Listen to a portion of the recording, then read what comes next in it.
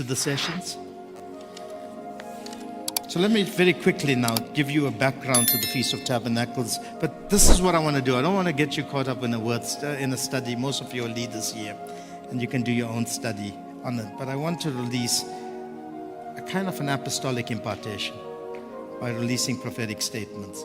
I feel that one of the mandates that God has given me in recent times is to go into environments and activate something over people's lives so that, and sometimes you need somebody to roll the stone away. You need an angel to move the stone. You understand? You need two disciples to loose the animals. You need somebody to just go to the upper room and prepare it. And that's basically what an impartation is. It just shifts a few things so that flow can take place. And faith does not come by reading, but it comes by hearing. And hearing is more than just hearing. There's some piercing, there's adjustments, there's correction, there's reproof, there's fine-tunement that takes place. And some people only want to hear what they believe. And some people don't want to change in the areas that they should change. So they will not change, but just accept only what will strengthen their position, even though there may be illegal positions in other areas. So we all have to be adjusted. The Feast of Tabernacles is very, very interesting in that it coincided with the final harvest of the year. And within the cycles of God, when you think about of tabernacle, you must think about final harvest within the year. And most farmers wait for that crop. And most of us who are God's field, we want to see the final harvest. We want to see the fulfillment of things. The people celebrated the ingathering over a 7-day period. So Tabernacles was them celebrating what they gathered, in that harvest. And it took 7 days to celebrate it. They, for 7 days, would spend much time just thanking God for that which they've received. And that was from the 15th to the 21st day of the month, the first year.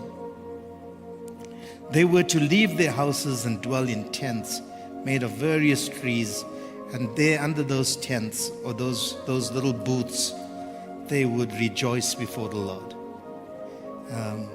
And I just want to highlight a few things here, because you just have to see the wineskin here. In the first feast, God tells Moses to tell Pharaoh that Israel is my son, my firstborn son. If you do not let him go, then I'm going to be forced to bring judgment against your firstborn son, which meant I'll kill your son. And that was a feast where God was identifying who the nation was. The nation was his son. In the second feast, which is in the wilderness, the son is formed. And if you understand the wilderness in present-day language, according to Isaiah refers to the whole world as a wilderness that has been destroyed by the works of darkness. Wherever you live is a wilderness, because it can't sustain you. It's uninhabitable. It's a place of predatory animals. And the activity of beasts, they thrive in environments called the wilderness. This is the world system. So when you talk about the wilderness, you're talking about a world system. Johannesburg is not a wilderness per se, but it is an uninhabitable place for people who are of the Spirit. The activity of demons and forces of darkness and all the vices that takes place in regions like this and many cities that you live in is uninhabitable. But in that environment, you come under the leadership of the Holy Spirit, and He builds your sonship up. But when you come to the third feast and cross the Jordan, and you've now been formed, you're living in family units, you're living within your tribal lot, you know movements of the Spirit, because not everyone moves at the same time. When the trumpet blows by the leader of the, or by one of the priests under the instruction of Moses, then people move sequentially. They move based on who moves first, Judah and the other two tribes with him, and certain other tribes before others move. So movements take place progressively. But when you get to the Feast of Tabernacles, there's a movement that takes place as a family. When the family comes to the Feast of Ingathering or the Feast of Harvest, a father brings his family, and it's described as a father and his sons, takes his sons, and they make a journey to Jerusalem. The first highlight of the Feast of Tabernacles is that it's a movement of a father and his son to Jerusalem. And the father and the son, they don't only make the journey, but it's a journey of conversations which concludes with them building the booth, their little tabernacle. And it's a journey of reflecting on how you've come from Passover in Egypt, through Pentecost in the wilderness, to the place now where you've got your own property and you can harvest your own crop, run your own business. And a father will tell his son of all the good things God has done and all the bad things that have happened to the nation when they disobeyed God. How when they kept the covenant, they were blessed. When they violated the covenant, they brought a curse upon themselves.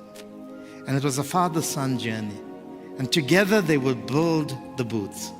They will build the booths. And part of the building of the booths was a symbolic and prophetic statement that the first part of the prophetic statement was a reflection on the past. Because true prophecy is not only telling you about the future, but interpreting that future from the vantage point of the past. Because your past helps you to understand how to move into your future. So the statement that will be made there is a statement, firstly, that never forget where you come from. So the first thing you have to remember is your humble beginnings. We were no people. We were stuck in the mire of this world. We were captured by the imperialistic rule of Pharaoh. We lived as slaves for 400 years. We have great prophecies of our lives, but they never materialized for 400 years. We lived under the torment of slavery. We had to wait for the age, for the maturation of the judgment of the Amorite sin. The 400-year period. They'll talk about Abraham. So it's a father and son. It's a mentoring course. It's a recollection. It's going down memory lane.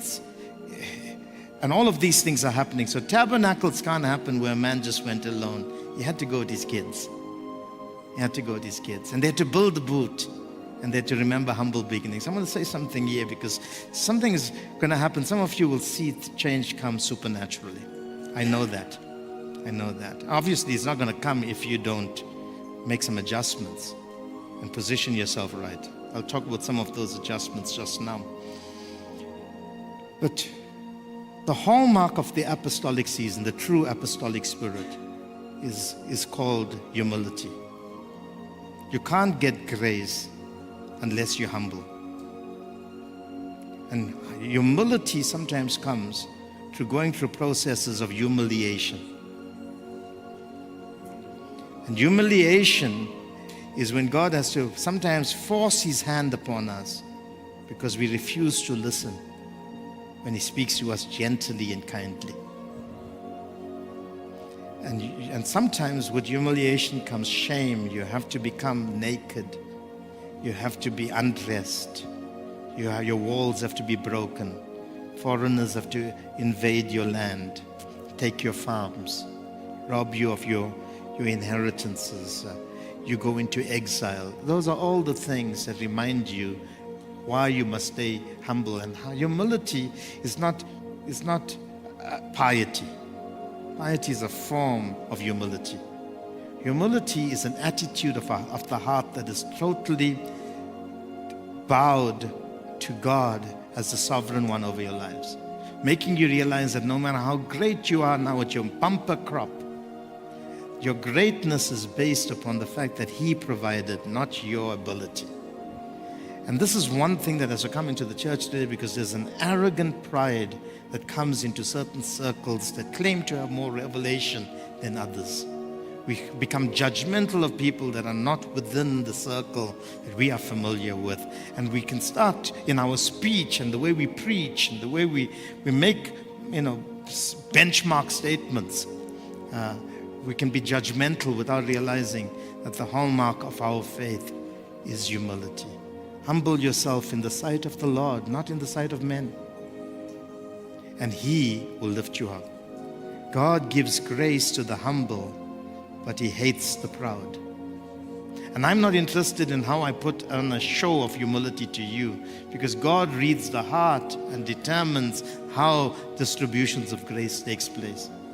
One of the things I learned, and it's rather embarrassing at times, especially sometimes from my kids, maybe, to hear the things I would say from a pulpit. But because they're young and growing. Why would I talk about rough days in my marriage? I don't have to. I've graduated over 33 years of ministry. Why would I talk about days when we were so poor? I remember the days in Peter Maris where relatives of ours, my cousins, fellow cousins, who lived in a better area, and we lived in a group areas. Well, all of us lived in group areas.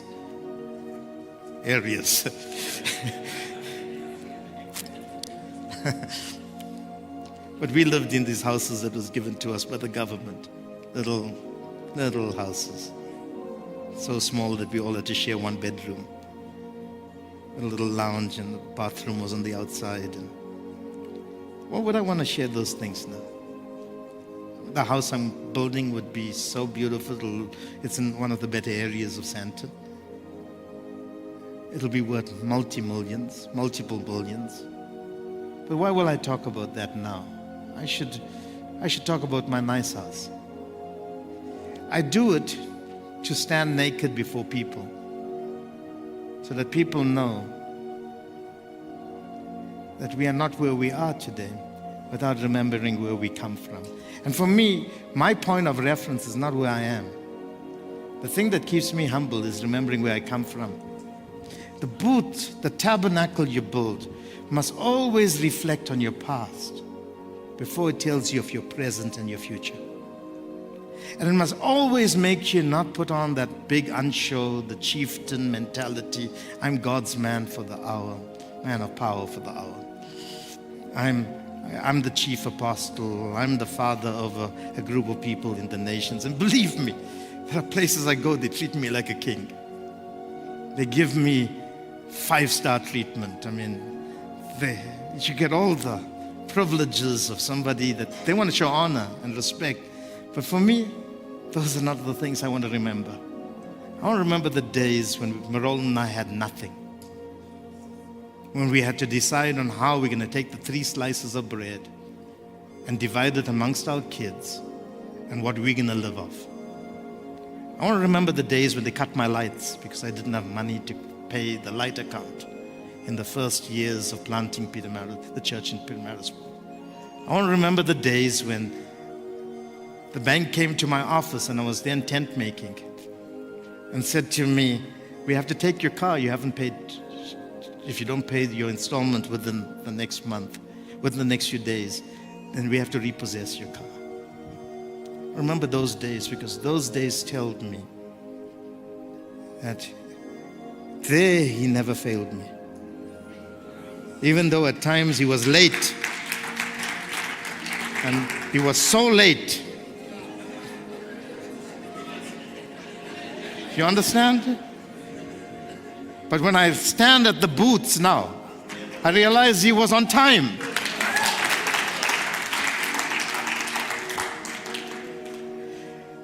I'm not saying that but you can't forever be there. I had to learn. I had to learn how to be faithful when I had nothing. I had to learn how to trust.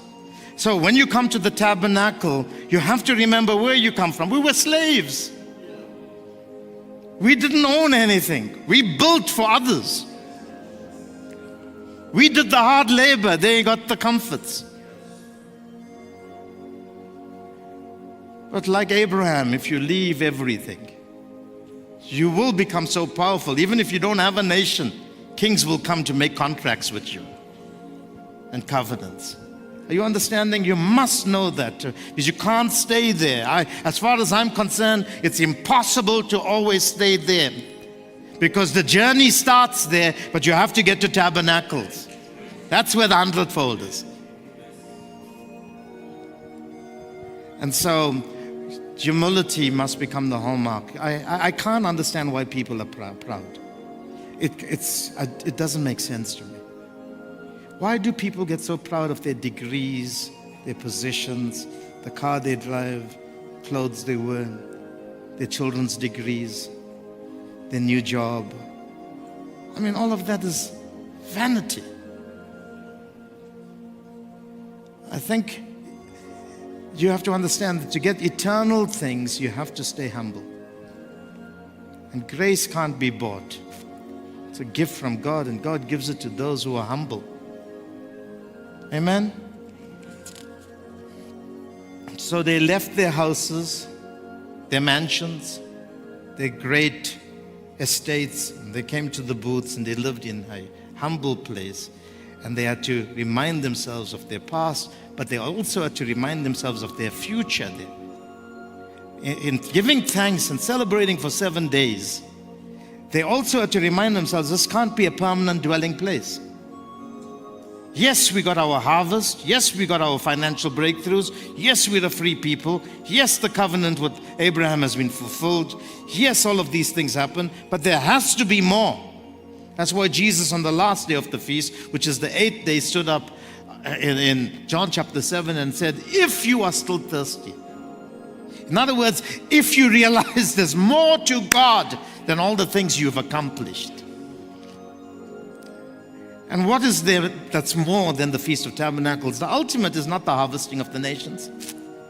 The ultimate is not you coming into your financial breakthroughs and dwelling in the comfort, of the things that you've long waited for, or you've now, you're doing great things in ministry, writing books and influencing people and managing large estates of wealth and so forth. The ultimate is that the book tells you that unless this mortal flesh becomes immortal and this corruptible becomes incorruptible, and unless we come to the place where we can step into the timeless zone of our existence, we still got to pursue. So for me, the ultimate is not the house, the car, the money, the influence in the nations. The ultimate for me is that no more people to be buried. That the resurrection has taken place.